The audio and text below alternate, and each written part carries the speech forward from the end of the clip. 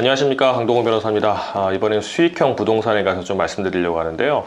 이게 수익률만 보고 투자를 하면 위험하다는 것에 대해서 말씀을 드리려고 합니다. 그러니까 수익률이 뭐냐면 내가 돈을 얼마 투자한 대비 얼마나 수익이 나오냐 그거잖아요. 쉽게 말하면 뭐 1억 투자해서 임대료가 뭐 500만 원 나온다, 월 500만 원 나온다. 500만 원 안 나오겠죠. 이제 월 50만 원 나온다. 그러면 12달 하면 600만 원이 나오는 거니까 1억 분에 600 하면 이제 600만 하면은 뭐 6%가 되겠죠. 이제 그 수익률 6% 되는 건데, 가끔씩 지나가다 보면은 뭐 오피스텔 아니면 리조트 아니면 뭐 호텔, 수익형 호텔, 뭐 분양형 호텔 해가지고 투자하면은 뭐 연 12% 확정 이자를 평생 줍니다. 아니면 연 8% 확정 이자를 10년 동안 확정해서 줍니다. 뭐 이런 식으로 광고를 많이 해요.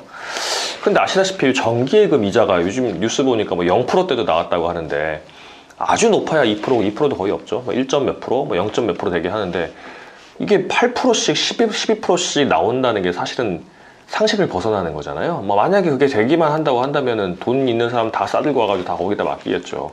근데 이게 이제 그 마술이 있는 겁니다. 레버리지 효과라고 해서 1억을 투자해가지고 아까 제가 말씀드린 것처럼 월 50만 원이 나오면 12개월이니까 6% 이제 수익률이잖아요.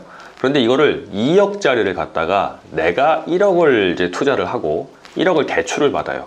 대출을 이자가 만약에 3%라고 칩시다. 그럼 제가 2억짜리 샀어요. 그러면 2억짜리를 사게 되면은 그게 6% 똑같이 6% 수익률이 난다 그러면은 2억에 6%니까 1년에 1200만 원이 제가 이제 수익이 나겠죠.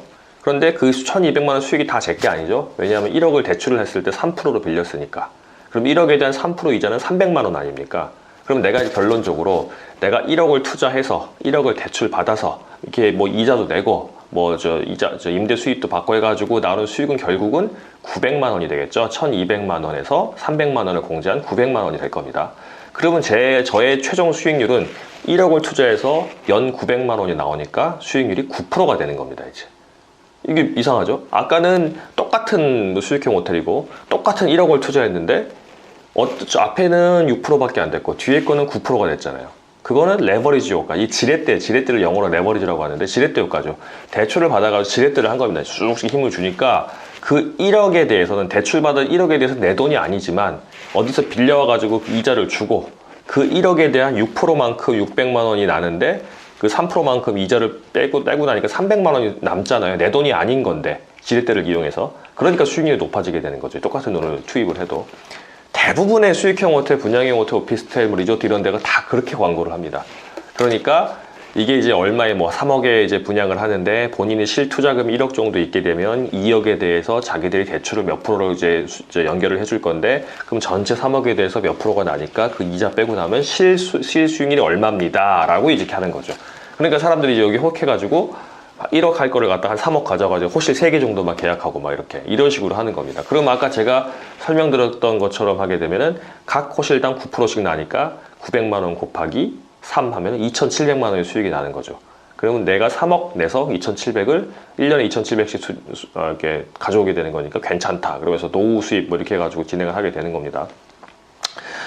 다 잘 되면 모르겠는데 안 되는 경우가 많죠. 왜냐하면 대출도 안 되는 경우가 많아요. 왜냐하면 사람마다 다 신용이 다 다르고, 그래서 이제 그 신용이 다른데 대출이 있을 수도 있고, 또 DTI, DSR 뭐 이런 게 적용될 수도 있고요. 이건 뭐 주택이 아니니까 안 될 수도 있겠지만 LTV가 적용될 수도 있고 해가지고 안 될 수도 있고요.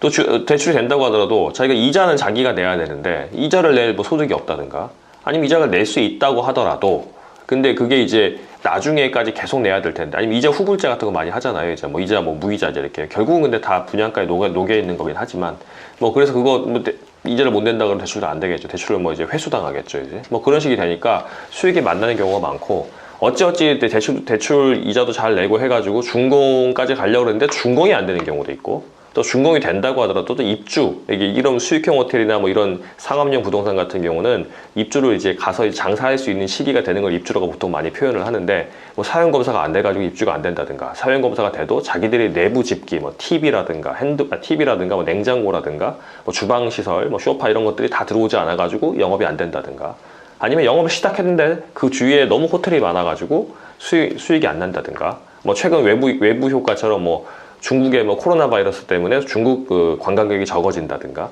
뭐 이런 여러 가지 사태 때문에 수익이 안 나는 경우가 많아요. 그러면은 예정된 수익이 안 나게 되면 사실 투자 하나 말하지 않습니까? 아까처럼 이제 그냥 자기 돈 내고 했으면 자기 돈 뭐 그냥 기다려보자 이렇게 되겠는데, 이제 대출을 받아서 내게 대출 이자 계속 내야 되는 거고, 그 대출금은 다 자기 이름으로 하는 거기 때문에 자기의 대출이 되는 겁니다. 그럼 그걸 계속 끌고 가야 되는 거예요. 그래서 뭐 이거 1년, 2년 걸려서 괜찮아질 것 같으면 기다리면 되는데, 그게 안 괜찮아지는 경우가 많고, 그나마 나오던 수익 같은 것도 잘 안 나오는 경우가 많죠. 저희 의뢰인들 많이들 그렇게 하십니다. 그래서 뭐 처음에 한두 달만 잘 나오다가 세 달, 네 달째 되니까 절반씩 나오다가 그다음부터 아예 안 나온다, 뭐 이런 사람들도 있고 해서 이걸 어떻게 하냐 하는 분들이 많아요. 그래서 이게 수익률의 함정입니다, 이제. 그러니까 보통 월급처럼 따박따박 월세가 나오는 걸 다들 갖고 싶어 하잖아요. 근데 월세라고 하는 건 자기가 일 안 하고도 받을 수 있는 월세니까 보통 노후 대비를 하시는 분들이 한 달에 200~300만 원이라도 꼬박꼬박 받으면 좋겠으니까 그런 걸 많이 하십니다. 또 연세 드신 분들 같은 경우는 퇴직금이라든가 기타 그동안 모은 뭐 자산 같은 게 뭐 목돈이 좀 있다 그러면 그걸 많이 투자를 하시죠. 그리고 이제 그 수익률이 머릿속에 딱 들어있는 거죠. 이제 뭐 8%, 뭐 10%, 12%. 그럼 내가 한 2억 투자하면 8%면은 뭐 한 1,600만 원이니까 한 달에 한 140~40만 원 되겠네. 괜찮다. 이러면서 하시는데 그게 안 되는 경우가 많아요.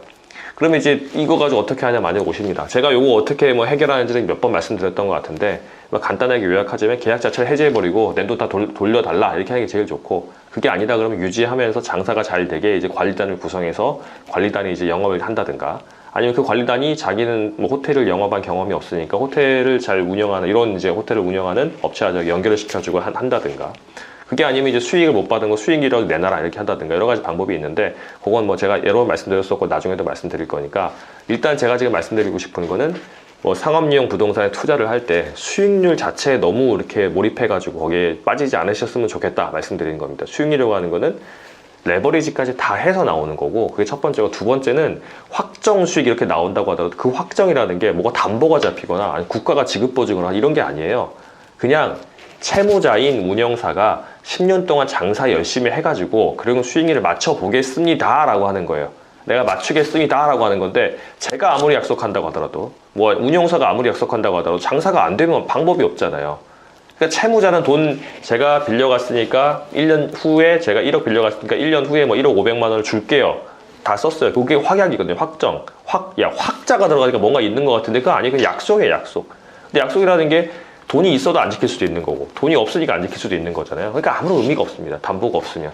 그래서 뭐 수익률이 너무 높다는데 현혹되지 마시고, 또 확정이라는 또 현혹되지 마시고, 처음부터 잘 확인을 하셔가지고 안전한 사업장에 들어가시는 게 맞을 겁니다. 이런 점 참고하시고 투자하시면 될 것 같습니다.